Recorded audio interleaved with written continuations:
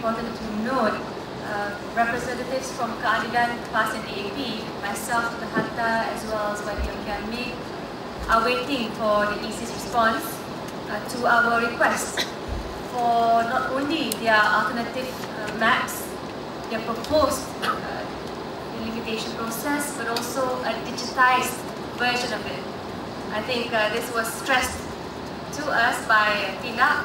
If you have it in hard copy, it really wastes everyone's time. Unfortunately, no reply has been forthcoming, as I mentioned earlier, and we are definitely very concerned. In terms of trying to approach the EC, my biggest fear is they have been using this tactic of dividing and, of course, divide and rule between the political parties, even on the opposition front. So the dynamic here, which is complicating the process, is when you use the carrots, i.e. the seats in the states, versus the national outlook of parliamentary seats as a whole. So most meetings are done on a one-to-one basis with different promises to different parties. So I would probably urge everyone, including members of the media, to stress not only the importance of, you'll get scolded by Professor Gurdial in the next tribunal if you don't watch yourself, but to stress the importance of actually putting up a united front and presenting our demands, whether it's through what Ben mentioned, groups meeting together, demanding certain key things from EC in one voice. Similarly, the opposition, which is what we're trying to do, trying to see the overall picture. The consideration by some political parties, and I want to share it here, is that, especially the states of the northern Malaysia, West Malaysia, Kedah, Perak, Terengganu, Kelantan, have not seen considerable increases over the past few years. So there is that concerted demand versus the fact that seat increases have never benefited the opposition since time immemorial.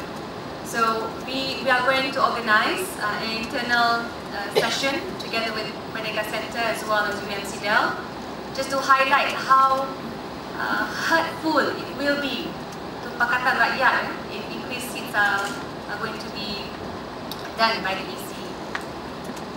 But again, I urge not only that you step up in terms of getting volunteers, but also step up in terms of reminding the opposition parties to not fall to the charms or the tricks of the EC. They have a lot. No, they're quite charming when it suits them. Like I said, the state dynamic is very much different from the national picture. So that's the one to look up for. I can't understand why any of the opposition believe this EC actually, or trust them. Particularly look at their conduct. Please tell them all to read this tribunal report, okay? And tell them to figure it out. The EC is not offering seats to help you. That, to me, that's very, very clear.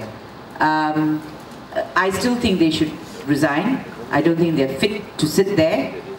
You look at the way the indelible ink was handled, you look at the way everything was handled in the last elections. So I can't understand all this friendliness with the EC all of a sudden. I don't get it. That's one. Because they haven't changed. So what's changed? That's one. Number two, I also don't think they should even be talking about redelineation when the electoral roll is not cleaned up. Why are you all not demanding that in Parliament? Why are they proceeding with redelineation without cleaning up the electoral roll? Because they are relying on the GE13 electoral roll. The tribunal report, People's Tribunal report, shows so many holes in the electoral roll. So on what basis are you all allowing this redelineation to carry on? You know, I mean, I know constitutionally they've got to do it within a period of time, but nevertheless, that's another issue. Huh? But talking about street protests and things, I think the moment will come, and we will know when is the right moment to actually push this further. Because we also mustn't be fooled that at the end of the day, there are many people out there who are buying the nonsense that is being dished out by this government. The only thing that's going to change that is education. Street protest is one thing, but when you educate someone, change is more enduring. It'll last forever if you educate them and they're thinking about it themselves.